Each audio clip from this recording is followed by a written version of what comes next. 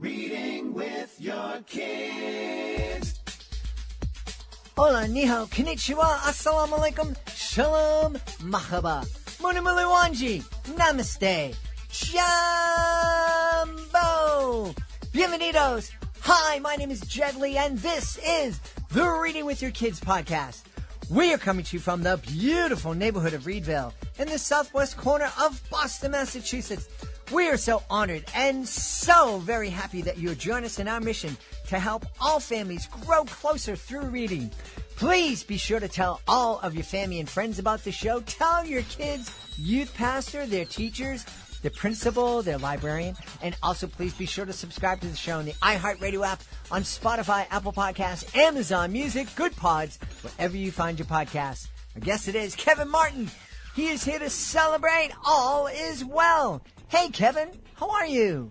Jed, thank you so much. I appreciate you promoting the book and spending some time with me, and I appreciate all the good things that you're doing with reading with your kids. Thank you. Kevin, for those of you who aren't part of my immediate family or my church family, Kevin and I graduated from the same amazing high school, Boston College High School. Kevin is also deacon and has served our parish so well and helped so many families. And as I said, he is a friend, and all is well. Tell us a little bit about this book. This is kind of autobiographical and also biographical, and it tells a big story about your dad, who was an amazing person himself. Yeah, it's funny. I had never planned to write a book.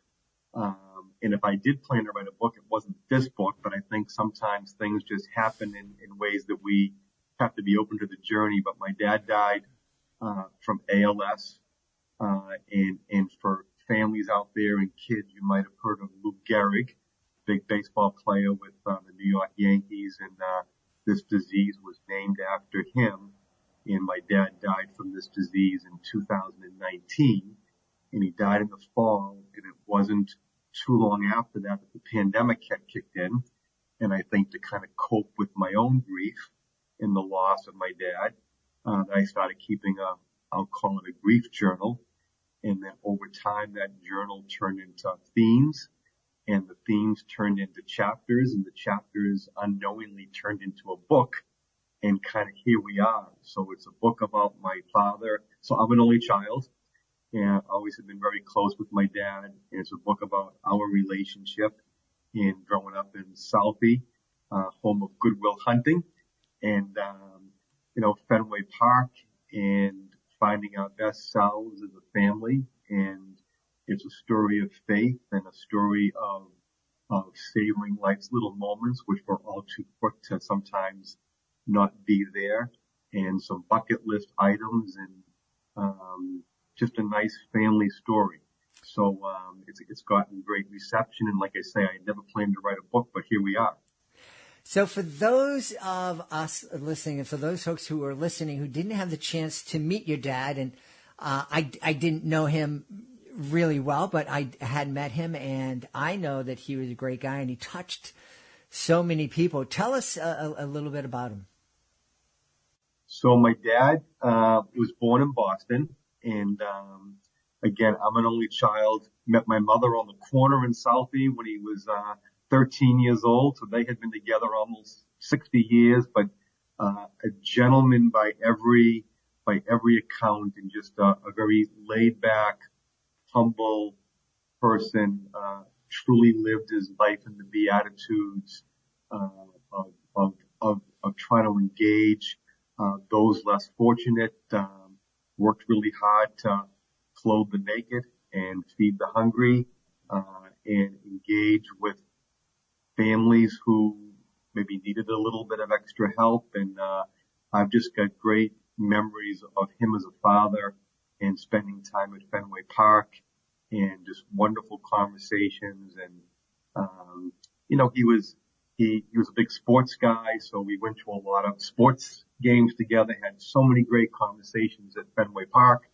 But I remember just wonderful Sundays out bowling, and going to various aunts' houses for dinner, and just owned his own business, but at the same time also made sure that he was all at my events and plays and hockey and baseball and all of my things. So very involved in my own life.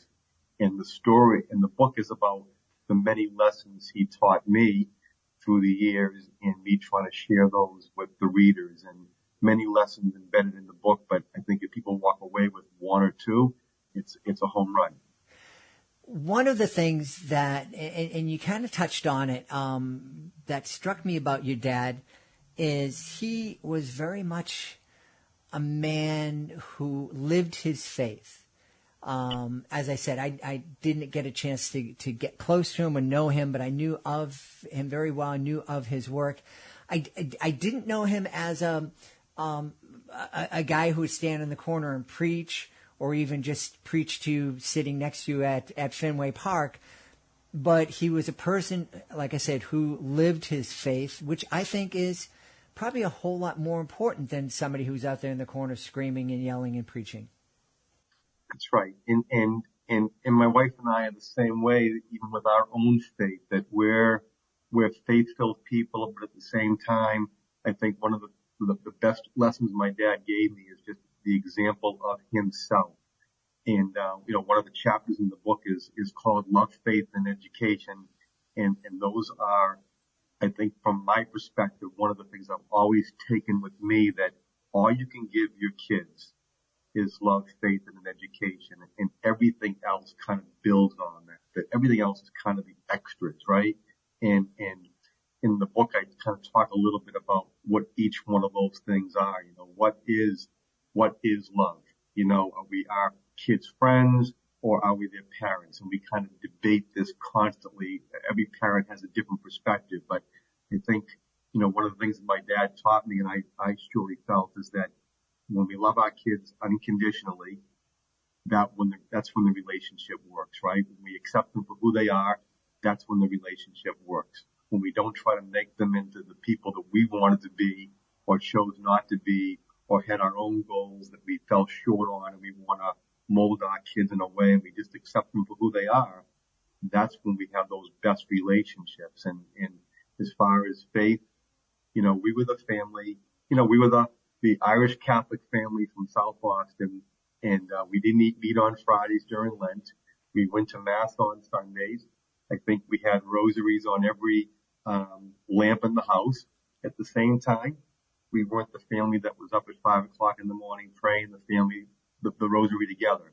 And those families that do that, I think that's a wonderful thing. But I think my father's faith example to me was, in all of his personality, very, very subtle. I saw him pray. I saw him read the Bible, but I also saw him read many bestseller books as well. But it was that subtle messaging. I saw even, again, in that same chapter, Love, Faith, and Education. Sometimes when we think about education, it's how we give our kids education. It's about funding a 529 plan, or helping them pay for college, or whatnot. But that's the smallest part of what we teach our kids about education. That's really just that constant, I think, mentoring and coaching. And I can remember, it's how we talk to our spouses, right? I mean, our kids are constantly learning. So when our kids see us with this intimate relationship with our spouses, we're holding hands, we're giving a kiss, they see that gentleness in their own parents versus the parents who are fighting, or there's too much alcohol in the family, or sometimes, unfortunately, you hear stories of the fist going through the door. Kids learn that as well. So I think my father was always just a gentle soul, and whether it's in how he loved, or how he kind of displayed his faith, or in that education, if you will, it was always a certain gentleness. So he wasn't the person that was going to your point of that kind of subtlety, if you will. He wasn't the person that was going to say, well, it's important that we volunteer our time. He's the person that would take me or my kids in the car for the ride to say, hey, we have to drop something off at the shelter. Do you want to come for the ride with me? So again, a certain subtlety of how you display it. Yeah. That's something we talk here on the Reading with You Kids podcast a lot about modeling. And, LeVar Burton was on the podcast, and I asked him, what was it that helped him develop this passion for literacy? And basically, he said the same thing you just said. He saw his mom reading all the time. If she wasn't reading a novel, she was reading a magazine or the newspaper. And just like you said, your dad was reading the Bible or a novel. And I think it's those kind of, again, using your word, subtle modeling that is so important in helping our kids develop. And it's certainly a much more effective way to teach our kids than to sit down and have that quote-unquote big talk with them or screaming at them. And it's funny, you talk about reading with your kids. It's interestingly enough, the last couple of nights I've had the just the wonderful opportunity to be at a couple of bookstores on Cape Cod and promoting the book. And both bookstores have been, I would say, family bookstores where it's not just the corner, it's not just all adult books, that there's large sections of children's books and sections of kind of, I'll call it toys and puzzles and whatnot. And I had a wonderful conversation with a mom last night who was expressing a little bit of disappointment that her daughter, that she was a big reader and her daughter was with her, and kind of the three of us were talking, that her daughter wasn't a big reader. And the woman behind the counter, the bookstore owner, kind of jumped into the conversation and said, her experience from so many families coming through the bookstore through the years is that kids find it on their own, right? As far as reading, that one day they just end up with this. So we have to, as parents, keep giving that opportunity to read. So we're either reading with them or we buy them the book or whatever it may be. And many of those books probably get pushed under the bed and not read. But then one day they get this big adventure, the hero, the protagonist, the antagonist, the story that kind of jumps out at them. And whether it's Mark Twain or somebody else, but one day they find this adventure story, and that just, from the book owner's perspective, it just causes something to click, and we find it on our own. I can remember when I was younger, not being a big reader, and then my parents buying me books for my birthday or reading with me, and then I found some of those stories that just loved the adventure of it and have become a big reader since. So I think on one hand, we want to provide the opportunity, but not put so much pressure to say, here's a book, you're going to love it, and you better keep reading it until you do love it. We find it, like everything, God meets us where we are. The words in the story meet us where we are as well. So hopefully parents continue to create the dialogue and buy the books and read the books and take the time. And again, us being at the dinner table as a family, talking about, hey, I just read this book and let me tell you about the characters, and those adventures are great adventures. Yeah. And that's one of the reasons I invited you on, because I think All Is Well, while it might not be something that it's not a middle grade novel, it's not a YA title, but I think it would be a fantastic book for a family to read together or co-read together and have those conversations sitting at the table or in the van on the way to drop off something at the shelter or going to ballet or going to soccer. Right. The funny thing is in the very first pages, I try to say, what's the book about? It's about building legacy. It's about building your best life ever. And it's so funny. Sometimes when we think about building our best life ever, we think about it individually. And once I received your invitation to talk today, I had actually been thinking about that myself, that building your best life ever is about building your best life ever with those that you love. So part of it is our individual dreams and goals, but part of it is the goals and dreams of and hopes and joys of family as well, and what we want for each other. So whether a family is defined as a husband and wife, whether it's defined as an only child like I am, or whether it's 4 children or 4 children and 3 foster children, every family's dynamics are different. Or whether the family's defined as not living with mom and dad, but living with grandparents or living with an aunt and uncle, every family dynamic is different. And for that family unit to find their best life ever as a family is one of the joys that I hope that people do get out of the book. You know, there's so many studies that have come out recently, kind of spurred on by the pandemic, but certainly the researchers going on before that about loneliness. And I just listened to an expert yesterday that a person who is lonely, who has basically very little to zero connection with community, that person, that loneliness is just like smoking 15 cigarettes a day, that it is that detrimental to somebody's health. So I love what you just said. Building your best life is oftentimes building the best life with your family, with that community that you love. And it's bringing other people into your community as well, because to your point on the loneliness, and again, a learning opportunity for all of us. There are so many elderly people that live 1 or 2 houses away, and there are people that live alone and they're not engaged. And I think, again, part of living that life in the Beatitudes is reaching out to them and making them part of our family. So our family is defined in so many ways, and to the extent that we take the time to be in the present moment to recognize that loneliness, and we can touch somebody's lives when we reach out to them. I mean, I particularly see it, at church. So many elderly people coming to church alone, and if you ask them how they're doing, they're going to say good. But if you push a little bit more, you opt to push some of those buttons, you're going to find out that there are a lot of people who are widowed, who might be estranged from their children, who might have stopped working and they're trying to find their next thing. That there are many, many people who are lonely in different ways, whether it be retired, loss of a job, loss of a spouse, children who moved away. But there's lots of different dynamics, and that's something that we've got to be very in tune with. Yeah, yeah. And I think the same is true, too. Our kids could probably tell you that they see kids like that in their classrooms, that, they're physically there, but they really don't have any connection with others. And it would be a great way for us reaching out to those lonely, elderly people that we see at church or in our neighborhood.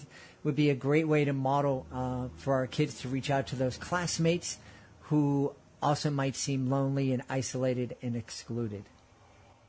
And I don't know about you, Jed, but if I look back on my, many years later now, when I was in grammar school and in high school, in some ways I'd like to do my own rewrite if I could, right? That there were some times where I was part of that, I'll call 230 club, where I wasn't engaged. But if I understood life then, like I understand it better now, I would have done more community service. I would have reached out more to that kid having lunch alone at the table. And I probably did some of that, but no question as now an adult, I wish I had done more of that when I was in grammar school. And in some cases, maybe I was even that kid at times, wishing somebody would reach out to me. But I guess, the call to all the students listening to the podcast is to look around the classroom. Who are those kids? Who are the ones eating alone? And sometimes the person that you think is the popular person might actually be the loneliest kid in the room sometimes, because we don't approach them because they come across as the superhero, when in fact they're just like everybody else that has a lot of emotions and a lot of hurts and can be lonely and has challenges in their own family that we know nothing about. But the ability to reach out to people, I think at the earliest of ages, to say, hey, come play ball with us, or whatever it is, come over and have lunch. I got 2 cookies, take one. Mm-hmm. The ability to recognize the emotional intelligence at the earliest age possible is just a trait that we carry with us forever. Yeah. Kevin, you shared with us earlier that you never intended to write a book, and that this book was born out of initially a kind of a grief journal.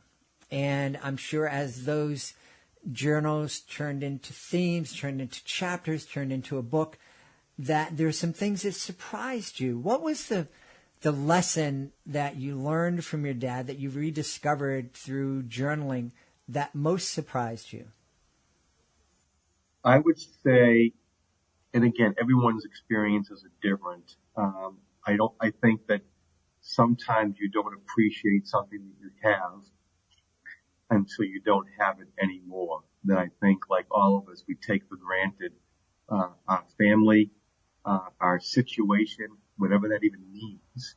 But I think I just had this great relationship with my father. I knew it, but it wasn't until I was kind of going through this process, I think, that there were lessons there that I probably never really had understood. Like, for example, one of the chapters is, trying to live a life without regrets. And how do we figure that out, whether it be in relationships, whether it be in forgiveness, whether it's in hitting the reset button in our lives.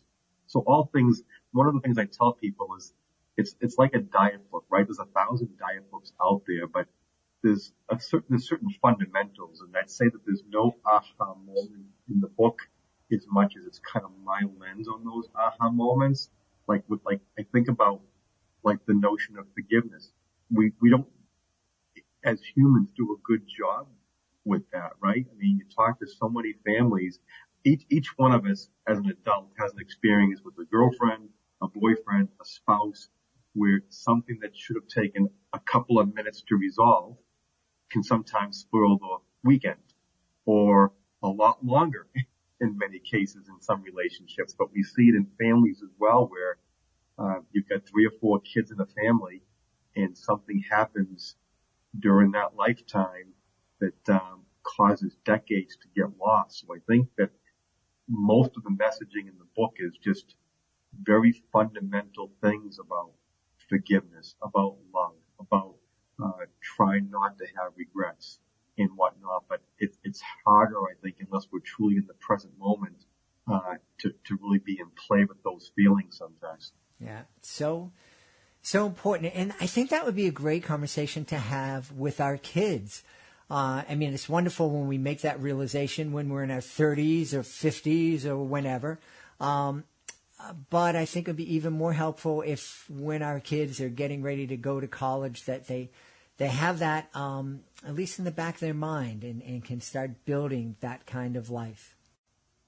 Especially forgiveness, right? If you're from, a family that has a couple of kids, every one of us has experienced of not sharing, or there's 2 tickets for an event and there's 4 kids in the family and brothers and sisters get upset with each other, or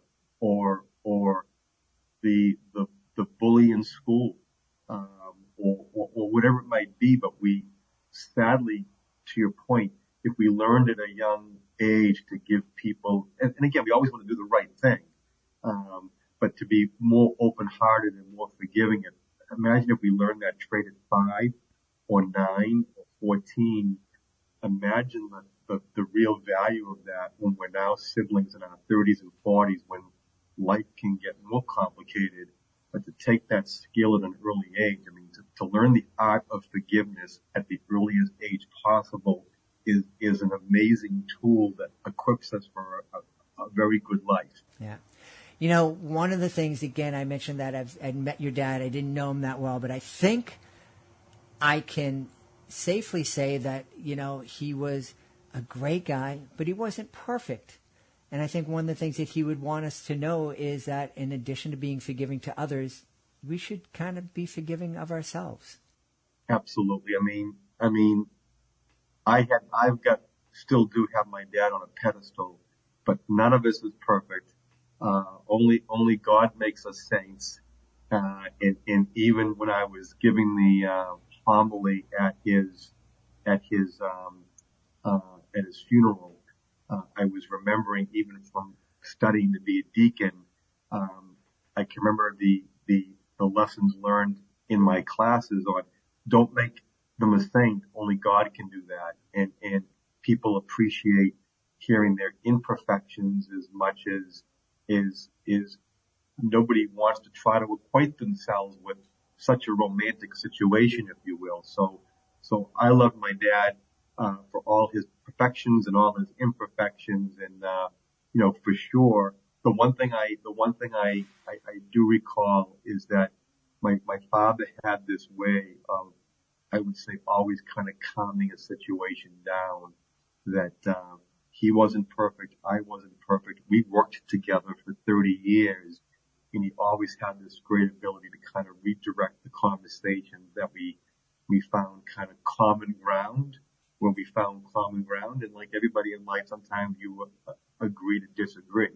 But I think that knowing that he wasn't perfect, he always just worked hard, I think, to have good relationships with my mom and me and my wife, Lisa, and my kids. And, he was one of those grandfathers that, checked in on the kids, one of them almost every single day, and sent them a text or a call.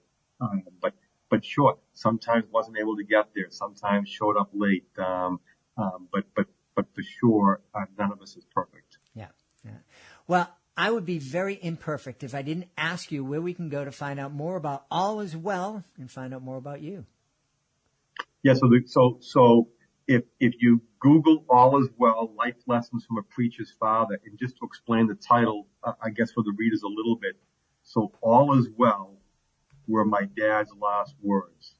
So when he had gotten sick, right before he had died, he ended up at Mass General Hospital for 5 days.